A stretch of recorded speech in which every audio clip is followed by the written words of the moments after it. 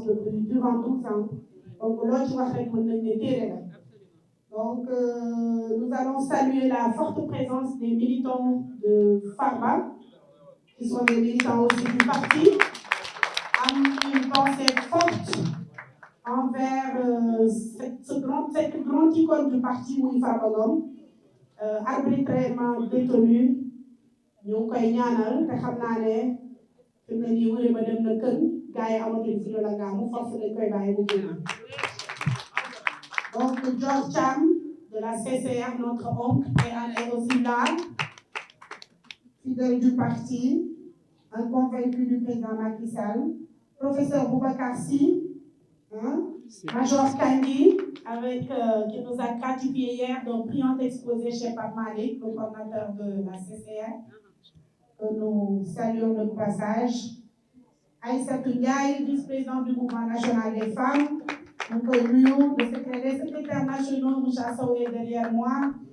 Le coordinateur de la COJER, Abdoulaye Diagne, mon jeune frère.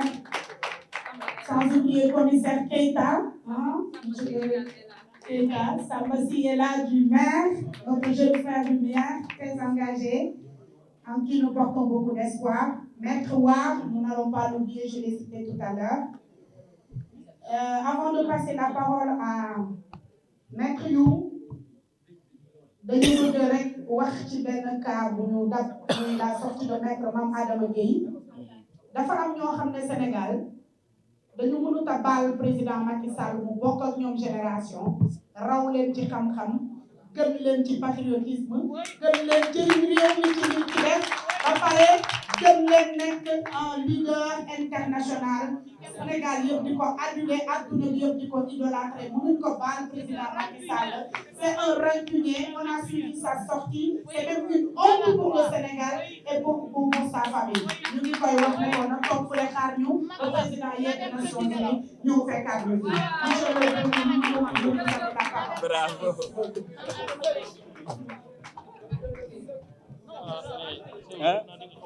Moi, naa ñëw.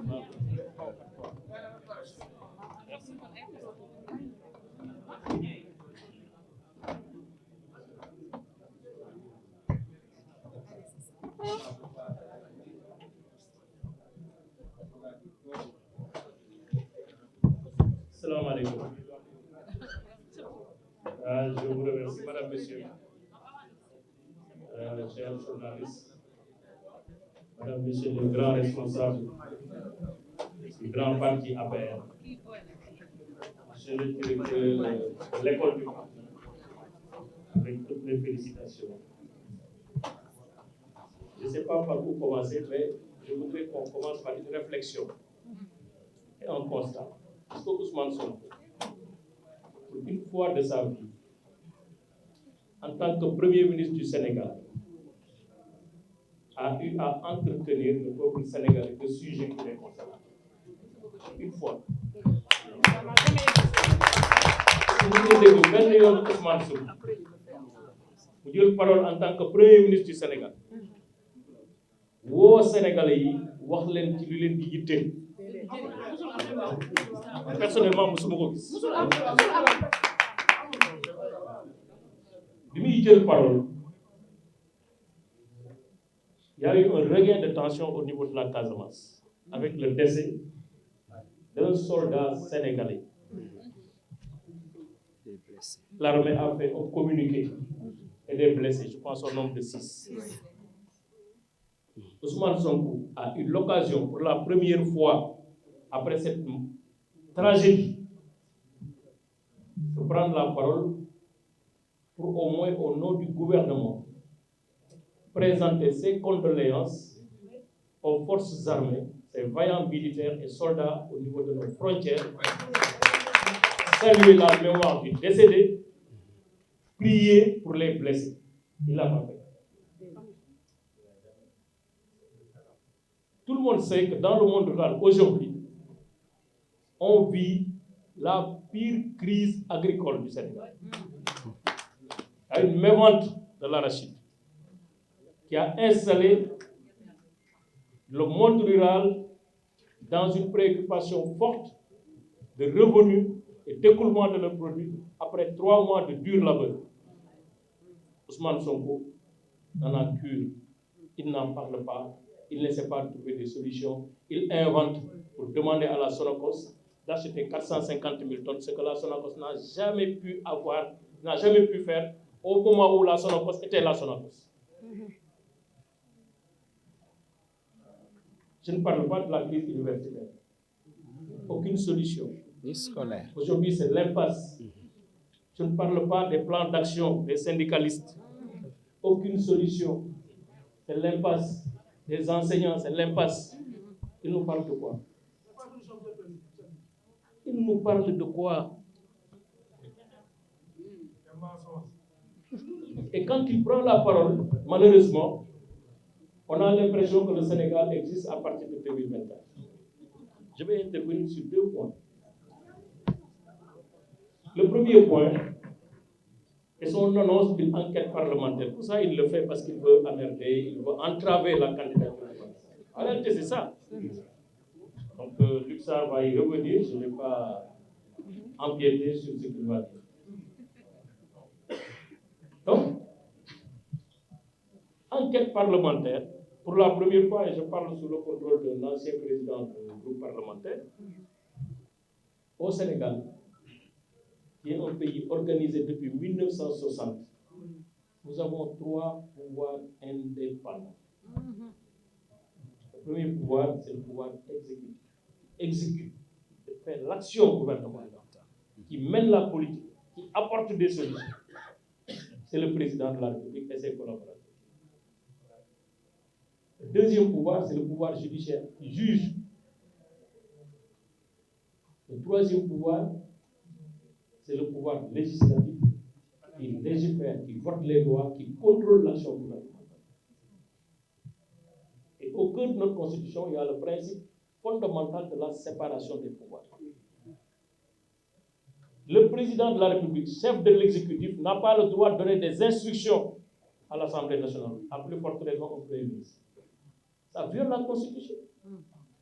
Mais quand il le dit, j'ai l'impression qu'il ne se rend pas compte qu'il est un Premier ministre du Sénégal, il ne peut pas donner des instructions à une Assemblée nationale indépendante, autonome, de constituer un groupe parlementaire ou une commission d'enquête. C'est très grave. Or, depuis 1789, Déclaration des droits de l'homme, il est dit à l'article 16 de cette déclaration que les sociétés qui ne garantissent pas les droits fondamentaux de l'homme et qui ne respectent pas la séparation des pouvoirs n'ont pas de constitution. C'est-à-dire, même si tu as un papier, c'est un papier, mais on ne peut pas l'appeler constitution. Donc lui, il transforme notre constitution en papier, ne respecte pas la séparation. Or, dans le règlement intérieur, comme dans la Constitution du Sénégal, article 85, etc., 70, 48 règlements intérieurs, la commission d'enquête est une initiative exclusivement de l'Assemblée nationale. Exclusivement. Qui vote par une résolution la mise en place d'une commission d'enquête. Cette commission d'enquête ne sanctionne pas. Cette commission d'enquête ne situe pas des responsabilités. Cette commission d'enquête ne peut pas se substituer à la justice. Ça aussi la réalité. Donc quelqu'un disait, je pense que c'est Yoroya, Ousmane Sonko doit apprendre à connaître notre État. On ne peut pas être Premier ministre du Sénégal, ignorer la Constitution et notre État. Le deuxième point, c'est sur, de manière générale, la communication gouvernementale, qui est chaotique. C'est une catastrophe. Quand un Premier ministre prend la parole au Sénégal, il ne s'adresse pas, ce n'est pas un exercice banal de communication interne. Il parle aux investisseurs, il parle aux Sénégalais, il parle au marché financier, il parle au marché boursier, il parle à la communauté internationale. C'est pourquoi la communication gouvernementale est importante. C'est un code. Lui, il respecte aucun code de communication gouvernementale. Il est toujours dans la communication conflictuelle, qui n'apaise pas, qui n'apporte pas de solution. Quand on l'écoute, on a peur. Il doit comprendre que quand il prend la parole, ce n'est plus le président de PASTEF, Ce n'est plus Ousmane Sonko, inspecteur des impôts, c'est le premier ministre du Sénégal qui s'adresse aux Sénégalais et à l'opinion internationale. Et maintenant, la communication, c'est un élément stratégique de gestion de nos pays.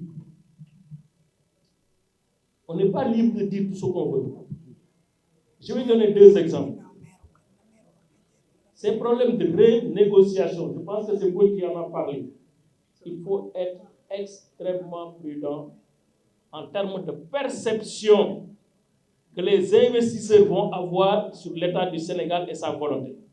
Un État de droit, c'est un État qui respecte la force obligatoire des contrats souscrits légalement, ce qui est le cas. Il n'y a aucun contrat pétrolier, minier, gazier, infrastructure au Sénégal qui a été signé sans le respect de la loi. Ce n'est pas possible.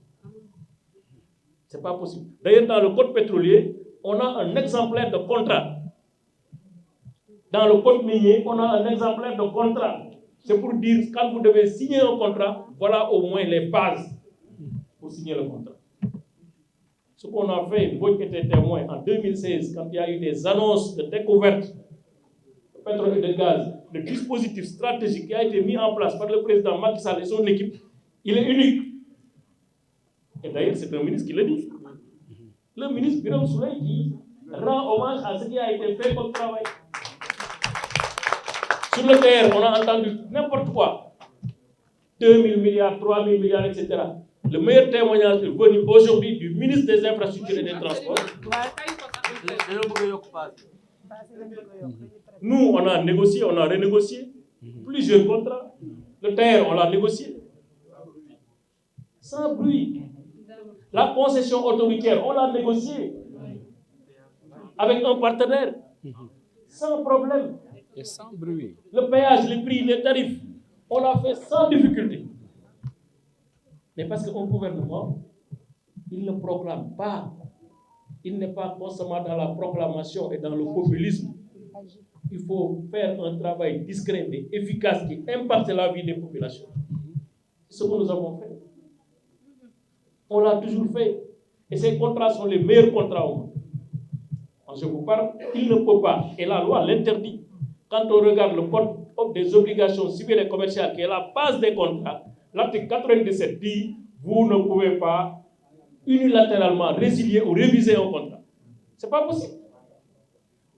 Particulièrement dans les contrats pétroliers, où il y a une clause de stabilité qui interdit de remettre en cause, parce que les investisseurs qui viennent, 4 000 milliards, 5 000 milliards,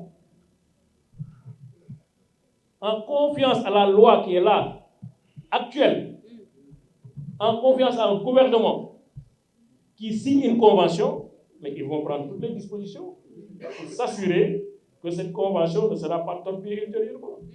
Ce qui va se passer, c'est 2 événements, ou 3, ou 4 même. Quand tu continues à avoir ce discours, il y a ce qu'on appelle l'effet de renchérissement des capitaux. C'est-à-dire que le Sénégal va être perçu comme un risque pays majeur. Et c'est arrivé. Aujourd'hui, on a les intérêts les plus élevés de la place africaine. Aujourd'hui, quand le Sénégal emprunte, c'est comme si c'est un pays en guerre qui emprunte. Parce que le taux d'intérêt, il est arrivé à un risque. Autant le risque est élevé, autant le taux d'intérêt est élevé. Parce que les gens, ce n'est pas des humanitaires, ils viennent pour gagner de l'argent. Deuxième effet, c'est l'endettement économique. Et on y est de plein. Parce qu'aujourd'hui, tout le monde sait qu'il y a un repli économique évident.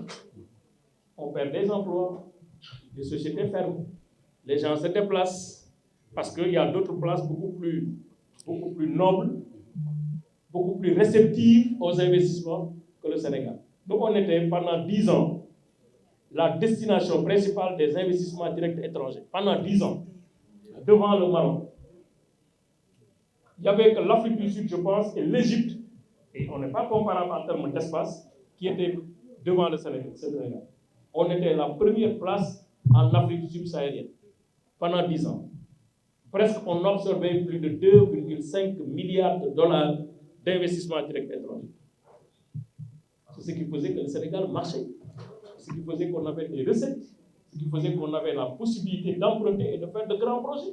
sur les universités, sur beaucoup, les hôpitaux, etc. L'autre, c'est que quand on annonce comme ça des renégociations, on installe la peur dans le secteur privé. On installe la peur dans les entreprises. Parce que quand je commence par annoncer que je vais renégocier tel contrat dans le sens de resserrer, tout de suite, l'entrepreneur il est inquiet, il est dans l'attentisme parce qu'il ne va plus se projeter, parce que c'est incertain. Et l'incertitude, c'est le facteur le plus bloquant d'un investissement. Les employés se sentiront menacés, ils seront démotivés, etc., etc., etc. Après, il y aura une chaîne en cascade qui va faire que, malheureusement, et c'est ça la réalité, notre dynamisme économique dans le temps, on l'a perdu parce que simplement il y a eu des proclamations, en tout cas des annonces, voilà, dettes cachées qui n'existent pas, 1000 milliards, Mme Babou en a parlé, qui n'existent pas, des comptes fictifs, etc. C'est ça qui est à l'origine. Cette perception négative de l'extérieur, les gens, ils voient, ils regardent, ils écoutent, et en fonction de ce qui sort des communications, ils prennent les dispositions. Ce qui fait qu'aujourd'hui, le taux d'endettement du Sénégal, en tout cas en matière de taux, c'est le taux le plus élevé. Les gens ne viennent pas, ils sont à Abidjan, ils sont dans d'autres places, ils sont en Guinée, voilà, mais ils boycottent la place du Sénégal. C'est pourquoi vraiment je voudrais demander au gouvernement du Sénégal de revoir leur copie et de rectifier le tir pendant qu'il est temps. Tant que ces discours musclés, faits de brutalité, inutiles, seront tenus, on continuera à avoir des difficultés. Parce que personne ne va venir. Ce n'est pas l'État qui va solutionner le chômage. Il faut des partenaires. Un partenariat, c'est de l'intelligence, c'est de la courtoisie, c'est de la confiance. Quelqu'un l'a dit, je pense que c'est où. Donc c'est sur la base de cette confiance qu'on peut avoir le progrès, qu'on peut avoir des partenariats solides, respectueux, inscrits dans la stabilité et qui permettent de gagner de l'argent. Et encore, je termine par ce terme. Un État n'est pas un épicier. On a gagné 1 milliard ici. Non, on aurait dû gagner 1000 milliards là-bas. Non, on ne fonctionne pas comme ça. Un État est un partenaire du secteur privé. Or, Ousmane Sonko, quand on l'entend parler, on a l'impression qu'il y a l'État d'un côté, le secteur privé de l'autre, et on se boxe. Le secteur privé étant perçu comme des charognards, des vautours, des spoliateurs, voilà, qui vont vampiriser notre économie. C'est ça. On a l'impression que finalement, être un homme d'affaires qui gagne de l'argent, tu dois marcher sur tes petits pas.